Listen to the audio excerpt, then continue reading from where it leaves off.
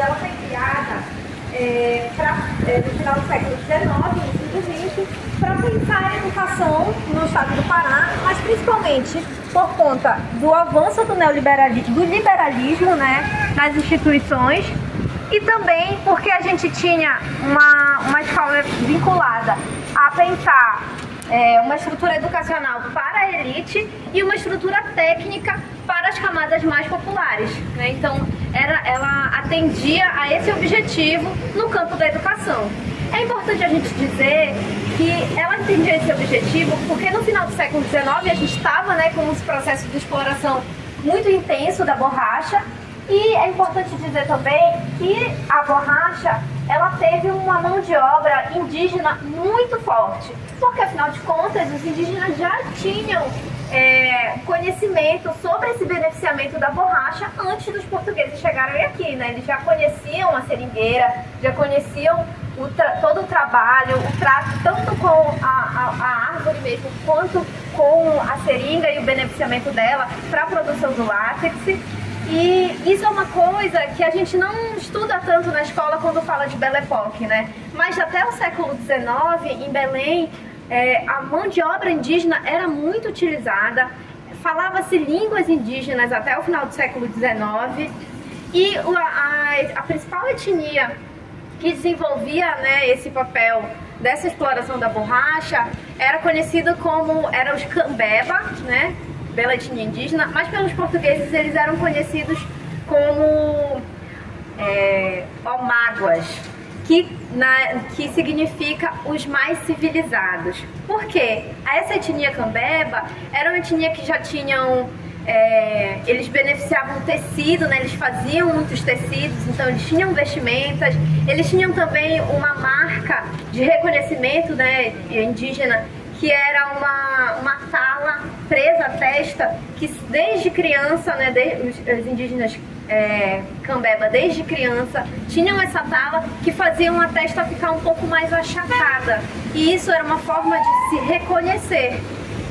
Eram os principais indígenas que fizeram esse contato da borracha com os portugueses, né, que foram desenvolvidos, e também foram os principais a serem escravizados nesse período, principalmente mulheres e crianças. E quando a gente pensa qual é a relação, né, disso com a escola de artífices, a gente está pensando na escola como um equipamento de controle da sociedade, né? Então tinha-se uma educação voltada para a elite, uma educação intelectual e uma educação voltada para as camadas mais populares, que eram ensinados ofícios. Ofícios ligados à marcenaria, à carpintaria, ofícios ligados à produção de ferro, sapateiros, eram também ofícios que tinham na escola de artífices. Hoje em dia, né, a escola de teatro e dança da UFPA tem diversos cursos, né, além de teatro e dança, mas também tem cursos técnicos e tem cursos também para as pessoas que estão no ensino fundamental e médio, são né, cursos livres. Esse prédio ele é muito significativo porque tem essa arquitetura da economia da borracha, né? A gente consegue ver os adornos, a gente consegue ver a varanda ali na frente, né, no frontão principal. E ele vai ser marcante aqui para o bairro do Marizal, né? Para essa formação urbana, para o processo também de verticalização. Imagina, lá no século XIX, a gente tem um prédio, no final do século XIX, né? Um prédio dessa altura, quando bem na frente a gente tem edificações um pouco menores. Outra coisa também legal da gente observar nessa esquina são justamente essas edificações aqui da frente, né? Vocês estão vendo essa espécie de mureta que está impedindo a gente enxergar o telhado? Isso se chama platibanda. Quem já veio no roteiro geoturístico já está cansado de saber desse conceito, que é essa platibanda, né, justamente vai ser empregada principalmente no século XIX para a gente não ver o telhado, né, e entender como uma forma de adorno também dessas edificações. E quanto mais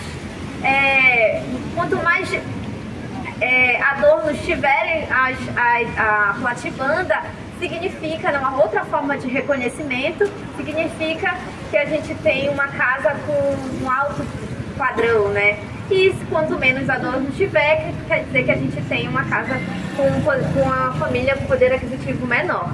Também é uma forma da gente perceber no espaço urbano quem está ocupando esse espaço, né? E logo depois a gente tem ali então um paredão de prédios, que mais pra frente a gente vai falando no roteiro, sobre esse processo intenso de verticalização nesse bairro. A professora falou um pouco da topografia do bairro, né? Do Maribal, que vai ser um dos bairros mais altos, né? A gente vai ter essas partes bem mais altas e que vai ser um pouco mais propício de construir essas edificações muito altas também, né? Uma outra característica, vou falar um pouquinho também sobre a rugosidade. A professora já falou, né, lá na primeira fala, no primeiro ponto, sobre a rugosidade espacial, que é um conceito da geografia muito utilizado por geógrafos, principalmente pelo professor Milton Santos, né, geógrafo, que vai falar que a rugosidade ela vai ser uma forma espacial construída num tempo e que vai sobreviver ao longo do tempo com a sua função original ou não, mas a forma vai continuar a mesma. É o caso da Escola de Teatro e Dança da UFPA, que antes ela era uma escola de artífices e agora ela está atendendo a cursos técnicos e do ensino superior. Ainda funciona mais ou menos ligada à educação, mas a gente vai ver outras edificações que vão ter funções diferentes, mas que a forma vai ser conservada. E é interessante a gente pensar nisso, né, nessas rugosidades espaciais, para a gente compreender um pouco da formação do espaço urbano de Belém, para a gente entender também a nossa história, né, quais são os elementos que fazem parte da nossa história, o que vai contar, né, o que nos promoveu chegar até aqui, e também a gente pensar o que permaneceu, né, por que essa edificação permaneceu em detrimento de outras. Por exemplo, o que o professor Paulo estava falando, né? Por que as práticas espaciais da população negra, indígena, não permaneceram nesse bairro e outras vão surgindo e permanecer, né? Esse poder de escolha, né, do que fica e que não fica, tem muito a ver com a nossa forma de se relacionar com as manifestações culturais da cidade, com o espaço, né, com as edificações, com as pessoas, com a cultura alimentar, mas também tem muito a ver com as políticas públicas empreendidas. A gente vem falando ao longo desse roteiro, a gente ainda está na segunda parada, mas a gente já falou do Hospital Geral Militar, já falou dos nomes das ruas que vão ser homenagens principalmente a pessoas que estão relacionadas à proclamação da República. Quase todas essas ruas, Bernardo Couto, Jerônimo Pimentel, enfim, quase todas essas ruas do bairro do Maribal vão fazer relação à proclamação da República. Há um ano depois, né, de ser proclamada a República no Brasil, Belém, né, o Pará, vai um ano depois aderir à República, né? E isso é muito interessante também da gente pensar na nossa história, porque olha só, se a gente rememorar um pouquinho, o que a gente tem? A gente tem a cabanagem, lá em 1835, e logo depois da cabanagem, a gente vai ter um esforço gigantesco de mudança dessa paisagem e dessa sociedade, que vai ser a Belle Époque.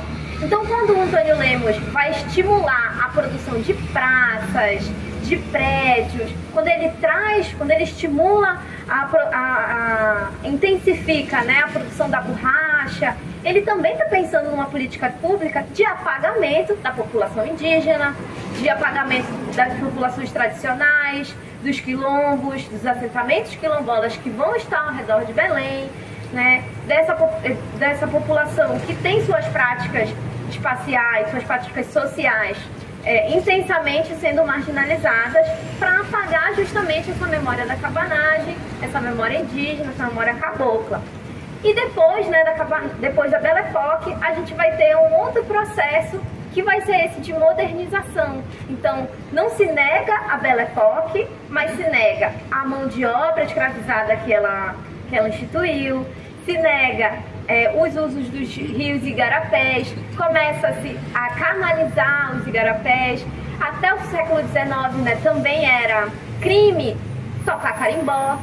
Então, até hoje, se a gente tem uma dificuldade hoje de encontrar o carimbó sendo tocado na rua, no ver-o-peso, nas praças, isso faz parte de uma política de muito tempo que vem criminalizando essas práticas das camadas mais populares, né? E que hoje a gente está vivendo um processo de retomada, né? Entendendo que, por exemplo, a nossa cultura alimentar tem muito dessas populações que foram marginalizadas, que a nossa música, que os nossos traços, que a nossa paisagem urbana tem também e que a gente precisa resgatar. Quando a gente está falando de um prédio cuja característica é da Belle Époque, por mais que nessa paisagem impressa no espaço a gente não consiga enxergar essas nuances, né, da marginalização, por exemplo, instituídas pelas políticas da Belle Époque, mas é importante que quando a gente olhe para ele, a gente saiba reconhecer isso. Reconhecer a beleza que foi esse período, mas também as suas fragilidades e que estão presentes até hoje no nosso ir e vir cotidiano.